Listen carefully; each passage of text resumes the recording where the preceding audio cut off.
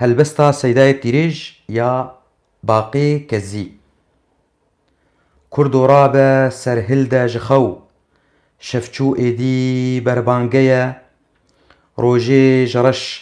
va hilveda pir gulşen û pir şole ye rewşen dikî çol û beyar gulşen dikî koh û zinar dijmin li dor te çarkenar girtin kemîn û helqe ye bêdeşt û zozan û xelat çawa dikî îro tebat carek binêre tul welat yekser dijî pêgane ye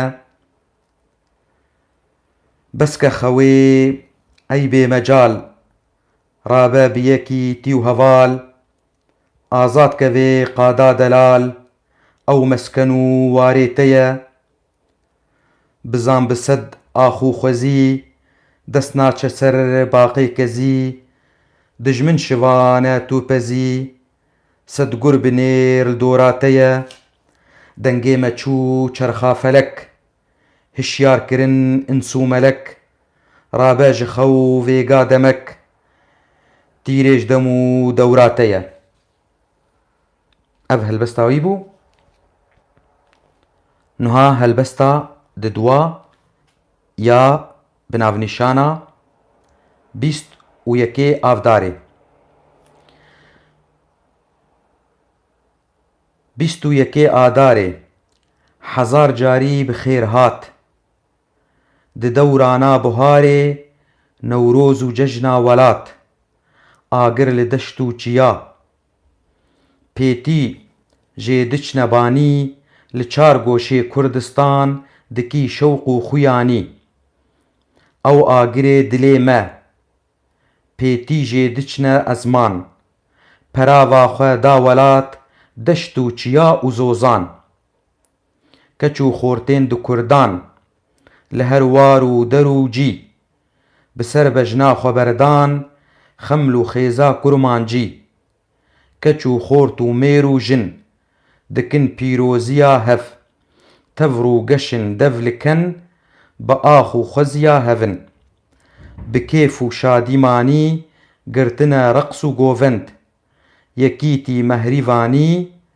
ne bi eşîrtî ne bi dubend ji bo me pir ziyan e ev dubendî eşîrî bi van rêçên xwar û mar doza me naçe serî heta got em nebin yek nabe tu kar û xebat goga xwe em nabin şek azad nabe ev welat divê bi dil paqijî destê xwe em bidne hev çi cotkar û çi karker bi yek can û dil û dev hingî em xweş dikarin bikin da û doza xwe bi serbestî azadî pêk bibînin newroza xwe hêvî dikin ciyezdan her sal weke vê rojê bikin pîroziya hev bêpar nemînin em jê hem jî bêpar nemînin ji raman û doza xwe bi dilxweşî bistînin em jî îro mafê xwe mafê me jî bigihême wek milletên cîhanê azad bijîn derwelat divê dewr û zemanê wekî îro li hevkin pîroziya welatê ji dil xwe em biderkin vê keder û şewatê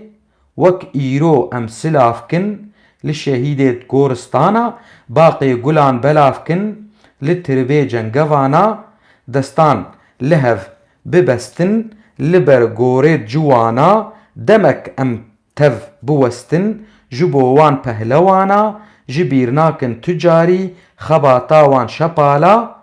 ne bi şev û roj û meha ne jî bi heyam û sala ew şehîdên dîlawer canê xwe kirine qurban xem milandin bi xwîna xwe axa Kurd û Kurdistan daxwaza min ji dinyê ji vê pêve min navê tîrêj li ser we û wan dike her dem silavê û spas ji we re.